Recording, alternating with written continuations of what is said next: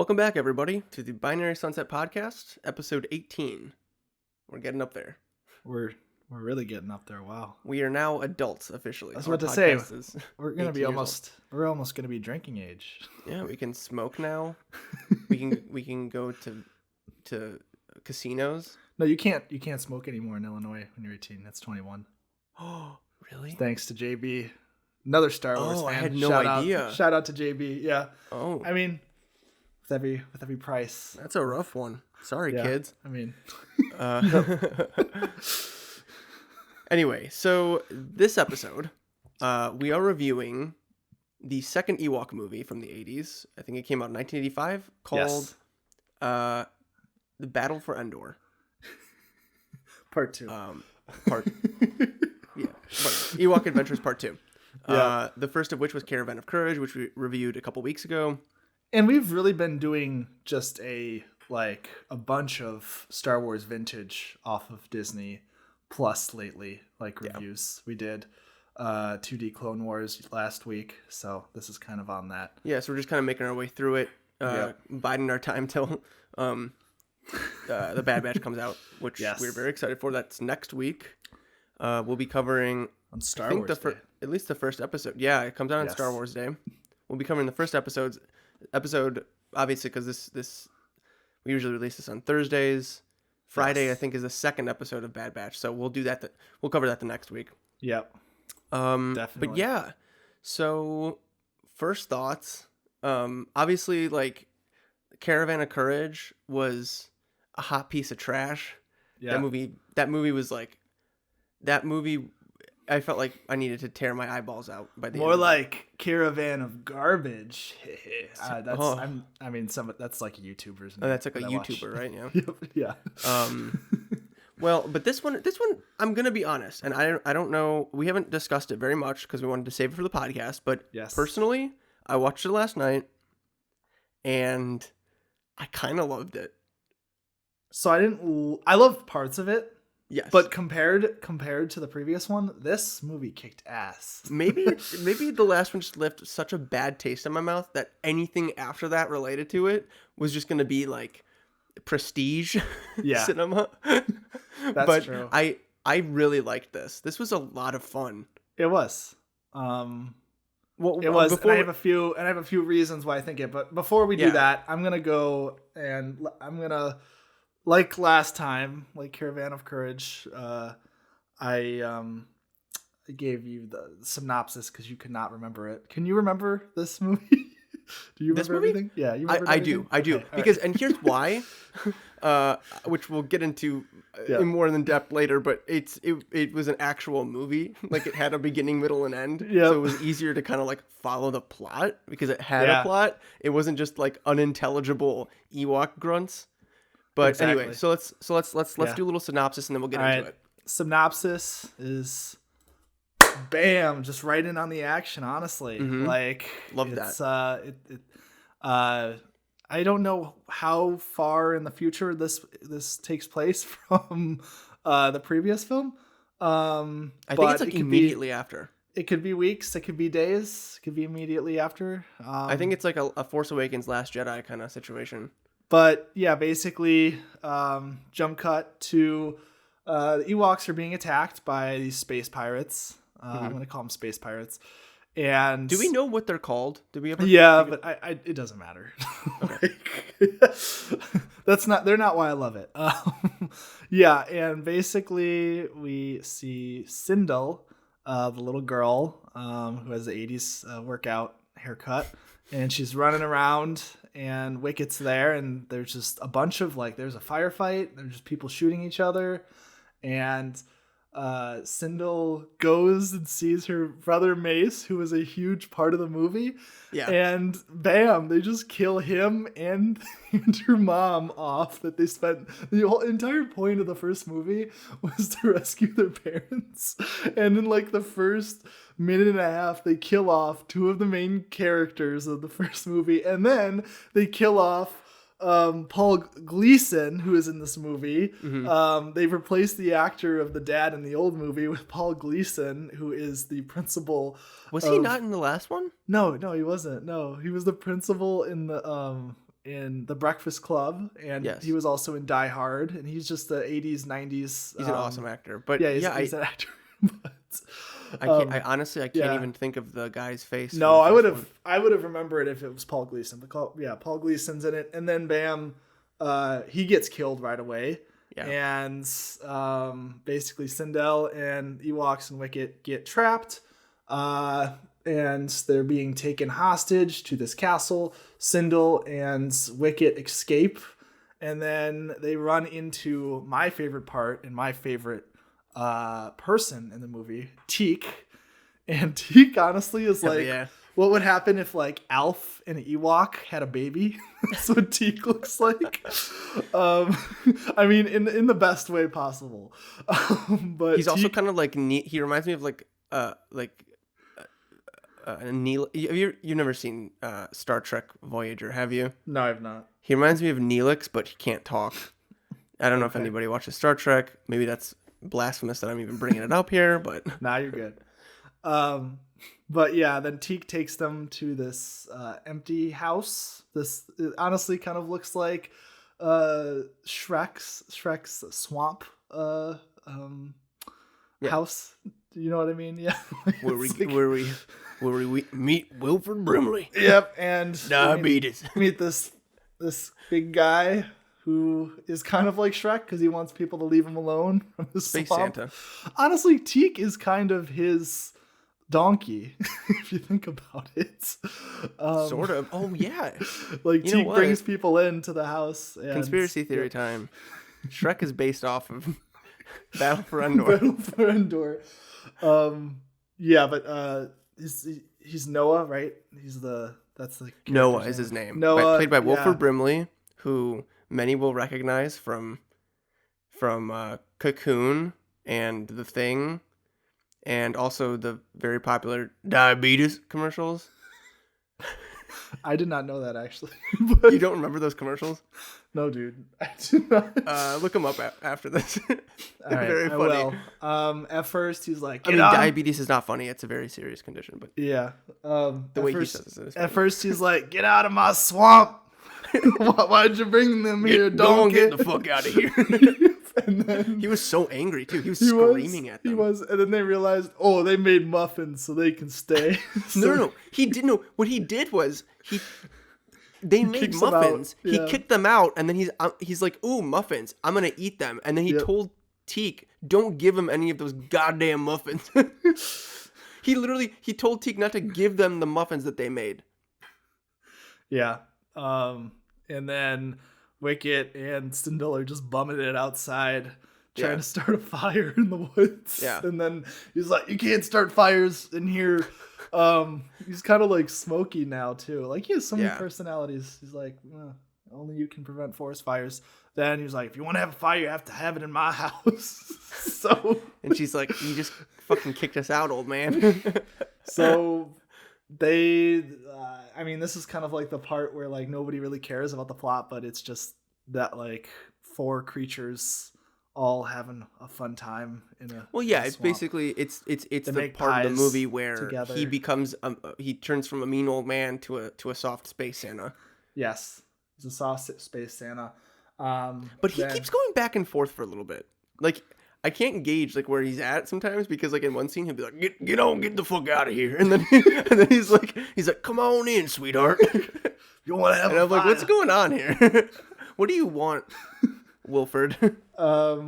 Yeah, they get to know each other, then speed it up. 15 minutes later, Sindel and Wicket are then before we keep going, can I just say this movie really took notes from the last one. Well, yeah. Right off the bat. Yeah. Right off the bat, Wicket speaks English. Which is that's also true. An immense. I forgot. In the first movie, did they have subtitles? I forgot. Did they? No, they didn't. That's the fucking okay. problem. It was literally just them grunting the whole time. This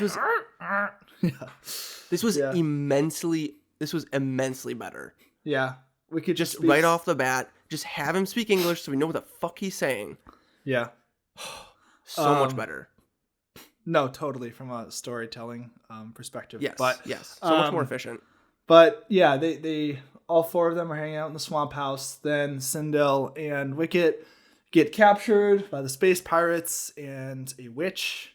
She's a space witch. Space witch, yes. And I don't really know why she doesn't really do much, honestly. Yeah. But like then she's like a Cruella wizard witch. Yeah, Crow wizard witch. I don't know. And then / Crow. Yeah, / Crow. She's a shapeshifter. She's an animal. She's got a magical ring that can transport her and stuff, whatever. And I honestly couldn't really tell what the king of the space pirates was saying half the times when he was speaking, but he gets angry at her and Sindel and he locks them up. And yeah, they basically capture all the Ewoks. And they previously they had escaped before they got to Wilford Brimley's house. They escaped out of like the bottom of the carriage, or whatever. And then they're like, oh, we have to go help our friends. Oh, and I want to correct myself. Wicket did not get captured. Only Sindel did. So then she got like beckoned by the space witch because she was singing the song that her mom taught her. Yes. That she also sang to Wilford Brimley when she was sitting on Santa's lap. That was beautiful. Thank you for that, sweetheart. Santa, Teak, and Wicket then basically... I love him and Teek's relationship, by the way. Yeah, their relationship's good. He's just yelling at Teak all the time, and Teek's just like, ooh, like, ooh, and just zipping around. One important thing about Teak is basically like the Flash, like the superhero where he can just run really fast. Yeah. And okay, I'll get to it, but like it was actually really cool how they did that. But let's finish up the story. Basically, in the end, the Ewoks are freed along with Sindel. They run away because Noah, Wicket, and Teak rescue them, and then they run back to the forest. And then they basically have the Battle of Endor, and they're fighting in the woods, throwing bombs, hitting each other, and stuff like that. The awesome sequence, by the way. Yeah, that was so much fun. It was a lot of fun. The space pirate, all the space pirate wants is like a generator or something like that. He wants like a power coupling or whatever. Yeah, from the spaceship. And we didn't mention this earlier, but we forgot to, that Wilford Brimley, the reason why he's there is because he came with a friend of his like years and years and years ago on a ship that they got beached on that planet. He lost his friend a long time ago. His friend went searching for it, and it turns out that he was captured by that space pirate guy, and he died in his castle as a prisoner. Honestly, I forgot about that entire. And then they found the power coupling in the castle, and they use it to try and power up the ship. And like during that whole battle, basically what turns the tide of the battle is that he gets Noah. He gets the ship online and like starts like blasting all of them from the ship's cannons. And then basically it's like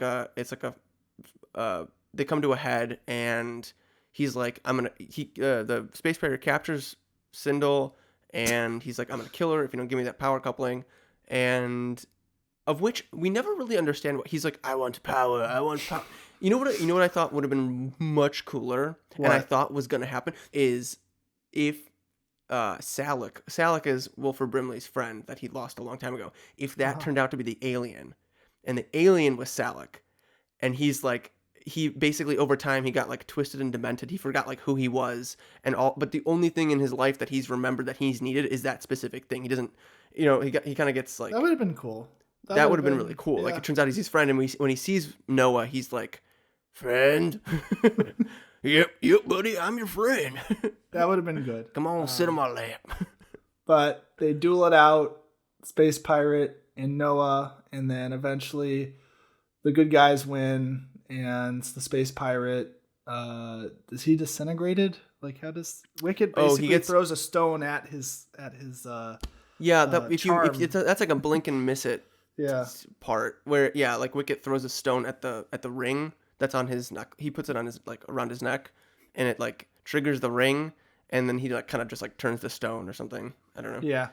But then and then at the end, it's like an E.T. goodbye where Sindel says goodbye to the Ewoks, Wicket, and of course Teak, and they're all crying, and Sindel's just crying and staring. Honestly, that was pretty bad. Like the editing. I probably shouldn't.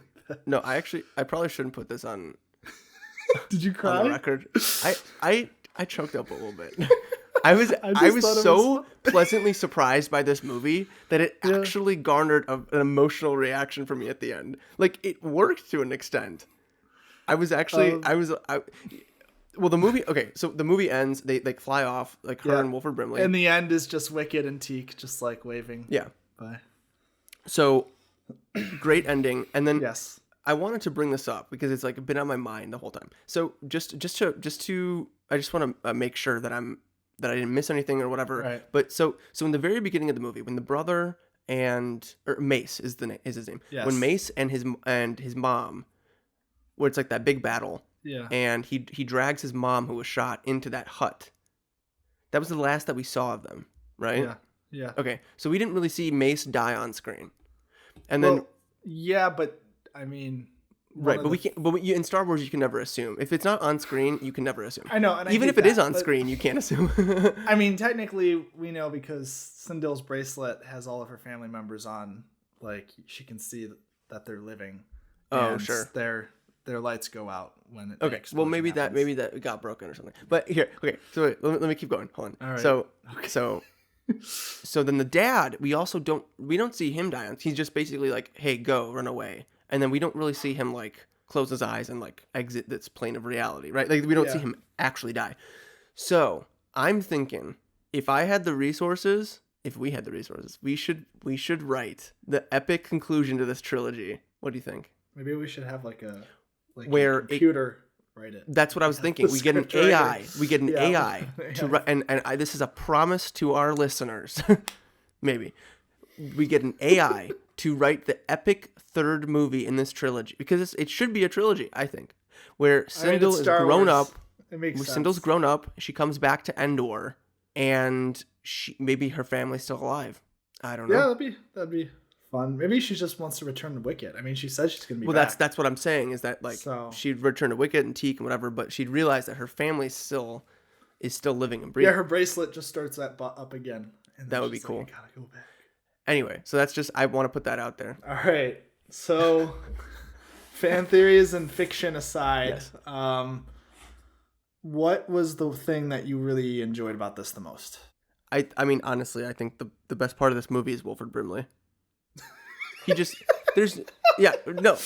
absolutely. Oh, also, okay, I loved like he makes it for me. Like he gives it good. He gives it a certain like je ne sais quoi that like it's just like a lot of heart and like comedy. I just love hearing him talk. he's so entertaining. But I also just loved like how much more they took to care about like the cinematography and the production. Like there's action sequences that look fucking awesome. So that I was like I audibly said whoa when I saw it because I didn't expect it. So you know how I went on IMDb and compared them, and Caravan of Courage has a 5.5, and the Battle of Endor surprisingly only has a 5.6. So it's you mentioned that earlier, and I was like, so I assumed it was just going to be a rotten piece of shit, but no, that's not accurate. But that's it's really interesting because when you go to Amazon, you can rent it on Amazon, and it has a 4.5 stars on Amazon. 175 reviews on Amazon, so that is fascinating. 4.5 out of 5. 5, yeah. So that, okay, I wouldn't give it. Well, okay, I wouldn't give it that much. I'd maybe give it like I'd give it like a 3.5, maybe like a 3.8. But like, I think you know what? I think that the last movie felt like a weird. Like half-assed cash grab. Yeah, it was a cash grab. Yep. This movie felt like they took. I feel like people had legitimate gripes about it. They took those notes, and maybe even if they didn't take it from like the actual public. I mean, the internet wasn't really around, so like whatever. But like they, I'm sure like internally they were like, okay, this movie sucks for this reason. So let's actually make an actual movie. This movie is a real children's movie. Yeah. Like a real children's movie that I can see somebody being nostalgic about because it has a lot of different elements. It's got a 3-act structure. It's got stakes. It's got character development. It's got like, you can relate to these people. So going back, comparing these two movies. So I think two big things. One is that the director is not the same. John Cordy was the director of the first one, and I think he Okay. just directed a bunch of TV movies. But the people that actually directed this one, it's two brothers, I'm assuming, Jim Wheat and Ken Wheat, and they also wrote it, Ken Wheat and Jim Wheat. Yeah. They're also are responsible. They're the writers who did the Chronicles of Riddick series. Have you ever seen that sci-fi? Yeah, It's the yeah, Vin yeah. Diesel I have. one where he's blind. Yeah. They're So the writers they're of like that. actual. They're directors. actual, Yeah. yeah, and just filmmakers. So I think that one and two, I mean, just the production, like, I mean, the stop motion was way better. Oh, it was awesome. You The get visual, blurgs. yeah, the blurgs were. visual effects were better when Teak is just running around. Like that's something that I would have loved as a kid. Oh yeah, he growing looked up. really. Yeah, it looked really good when he was sped up and stuff. And the costumes just in general were a lot more lively. I honestly think I'm sure The they set design reused. Yeah, as I'm sure well, they yeah. reused a bunch of costumes from Return of the Jedi. But honestly, a lot of the costumes look better and more cleaned up. Well, those space pirates, their masks were. I've never seen those in Star Wars before, so I Yeah. think they were originally made for this movie, and I think they looked great. They looked really cool. And Teak didn't- also looked great. I mean, Yeah, Teak looked great. I Teak is fucking. I love Teak. was Teak is watching, my like- Teak is my favorite part of the movie. So Fair enough. Well, we both have one part of the duo. yes, I got Wilford Brimley. You got Teak. I'll take Teak any day. Teak, get on over here. Don't let them. Donkey, what are you doing, me swamp? Is that what it sounded like? Shrek and Shrek. Oh, you're doing Donkey, Shrek. what are you doing in me swamp? This is my swamp. Here's my swamp, Teak. Look what you did here, Teak. Why you bring these fellas in here? He kept calling them beggars too, and he's the one that ate the fucking food that they made. Yeah, I It mean, was everything. It was a fun movie, man. It was. Now, one thing I'm interested, and I don't know if it's true or not, but so there two bad guys near the end of the movie when they're freeing the Ewoks. Two of the guards are hanging out while all the other Ewoks watch, and then they get into a fight over a card game and kill each other. Is that Sabacc? Were they playing Sabacc or? I was thinking that it could be. I don't know for sure. Okay. It definitely. I sort of look like. I don't know. I don't think they put that much thought into it. But when I first started watching it, I was like, yeah. I think honestly, like right off the bat at that action sequence. First of all, Mace. He was probably one of the worst parts of the movie before. Yeah, he just his winds cameo in himself. this. He looked like a fucking badass. Yeah, but I mean, he was a complete 180 in his character. yeah, But I mean, he still died though. Like, well, I think he had to. But honestly, one thing that did not work and I kind of laughed at was when they're like Sindel and like Wicked and all the Ewoks are captured, and she's like, "All my family are dead." Like she's just like, like she doesn't like. She's crying more at the end about leaving the Ewoks when she leaves the planet more than when her entire family is. She gets kind of emotional when she says that. I didn't buy it. I mean, I don't know.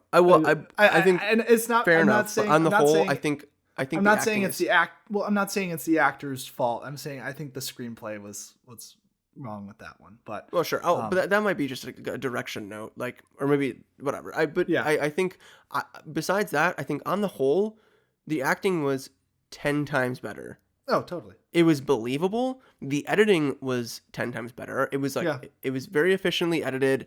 The story didn't. The story here's the biggest thing is that there was constantly something going on. The problem with the last movie is that it dragged so much. Yeah. It was like pulling teeth, and it was like these like long spans of time where there were just Ewoks just like talking to each other, and you had no idea what was going on. Yeah. And they needed a narrator to make sense of it. For this one, you understand what everybody's saying, you understand their motivations, you understand what they're doing, and it's you go from one set piece to the next, and it builds on itself, and it's like it's engaging, and it makes you want to keep watching. That was the biggest thing for me, is that there was not one point where I picked up my phone and I was just like on Instagram like scrolling through. Like I was actually engaged in the story. So one reason why I think the story was so engaging was because they kill all the humans at the beginning. They killed all the family members besides That was a crazy I did not like any of them from the first to do.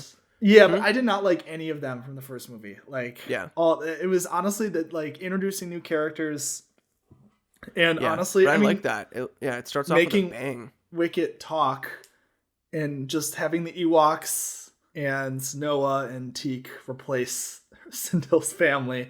Honestly, it was a great move. You know what does suck though, if you think about it, and what? I mean, don't think about it too hard, but because who gives a shit? But Sindil's family, like her parents, like literally spent an entire movie being trapped in a bird cage of this giant, like weird punk rock nipple dude, and then immediately get killed by these goddamn pirates. Yeah. I mean, the pirates are cooler though, so they may have just been eaten by the Gorax in the last film. Yeah. Like what's but and another thing I was gonna say is that I was gonna say earlier is that there were a few things that I would have changed, like again, like that Salak thing where he that would have been cool if he was actually the main villain. Turns out that Wilford Brimley's friend is the main villain. But I honestly thought that they were teasing like a redemption arc for the Crow Lady. Yeah, I don't know. The Space Witch. Well, no, because there was a part where Wicket was gonna let her out of her cage, and I thought Sindel was coming and gonna be like, you promised to be good, lady, or whatever, or something like that. I don't know. No, but she's like, no, leave her in there, make her fucking rot to death. And then Wicket drops it down the keys down the drain. Doesn't she say verbatim she's evil or something like that? She's like, she says evil. She's an evil lady. Yeah, she's an evil lady, and then just leaves her there. No redemptions for her. Nope. No resurrection. That's what happens when you're an Endor witch. Is there, I was thinking about that. Okay, the funny thing about these Ewok movies is that it feels very not Star Wars-y. No. Like, yeah, they're Ewoks. Yes, it takes place on Endor, but it feels like a completely different franchise. It feels just like a magic kid story. And I couldn't help but like wonder, like, does that magic have something to do with the Force? Is that rock? Is that like a kyber crystal maybe? No. But then I reminded myself, hey Alex, shut the fuck up. This is not that. Nobody wrote that with that intention. The inner Star Wars nerd who tries to make sense of everything. I get that. Yeah, I feel like I've definitely like been trained by this fandom to look into every detail, and at a certain point you kind of have to step back and be like, it's not that. No, it could be in your head if you want it to be, whatever, but like it's not. I'd prefer it. I mean, so going back to what you said, the first director I read to you when we covered Caravan of Courage, he said like it was never meant to be a Star Wars like story. It was supposed to be its own fantasy. Yeah. So it did accomplish that. And I like that about it. I really do, because not once. Okay, fine. You have blasters, and I said this when we were reviewing Caravan of Courage. But you might have blasters, but that's like it, and like a spaceship or two that are grounded. They like there's like if you see like a spaceship fly like once in both movies, it's completely grounded. There's no lightsabers. There's no Star Destroyers, TIE Fighters, X-Wings. None of that. Totally. None of that. And I like that. Yeah, I mean, it almost freed itself from those constraints to be its own story. This is something, if you're a Star Wars fan and have a kid, they'd probably enjoy this film. I wouldn't show my kid the last one. I would absolutely show my kid this one. Sequels. I don't have a kid, but when I do, yeah, I mean, yeah. Yeah, 10 out of 10 would not 10 out of 10. I was about to say. I mean, maybe like a 7, a 7, 8 out of 10. No, I was gonna give it a 6.5. I think that's a little harsh. I think it's better than that, but I don't think. I mean, compare. Okay, like there's still plenty of qualities about this that are not good, but sure. I feel like we're just really going off. We're really just comparing this. It's like the Snyder Cut. Like people think that's true. People think the Snyder Cut is so amazing because they masterpiece. Well, yeah, only if you juxtapose it to what it's literally did. Yeah, its counterpart. But the reading. Well, cut. to be fair, I mean that's kind of these are weird movies to where like that. I feel like that's all I can compare them to. Like I feel like I can't really compare them to other movies because they're just so like weirdly in their own niche of film. That like I feel like I can only compare it with the other Ewok movie. I probably shouldn't. I don't know. I liked it. You liked it. It was good. It was a good time. Yeah. Good times were had by all. Definitely a whole new treasure trove of memes. Yeah. For I sure. got a few. Oh yeah, Please every time we follow- watch a new Star Wars thing that we've never seen before, it's like a fountain of wealth of memes. Please follow our Instagram to see those. Oh yeah, follow our memes. Instagram at Binary Sunset Podcast. You know the drill. But yeah, is there any other stuff that you wanted to cover? No, that was basically it. Yeah. So all in all, great. A lot of fun. Gonna make a sequel to this one, a conclusion to the trilogy, with the help of AI. I want to do that soon. I feel like that's gonna be a lot of fun. Yeah, that'd be a lot of fun. Although I feel like we kind of missed that train. No, I mean we'll see. Not this train. I don't think anybody's written a script. That'd be interesting to see if somebody's written a script. That's the third conclusion. I can.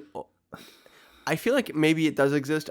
Yeah. Yeah, we should do some research on that because I feel like it probably doesn't.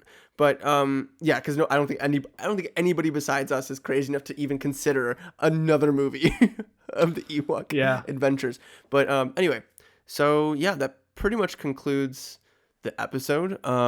Thanks for listening, everybody. Yeah, be sure to follow us again on Instagram at Binary Sunset Podcast, and we will see you. We will see you next week. We're gonna do the Bad Batch episode 1 on Star Wars Day. Star Wars Day stuff. A lot of stuff on the horizon. So be sure to check it out.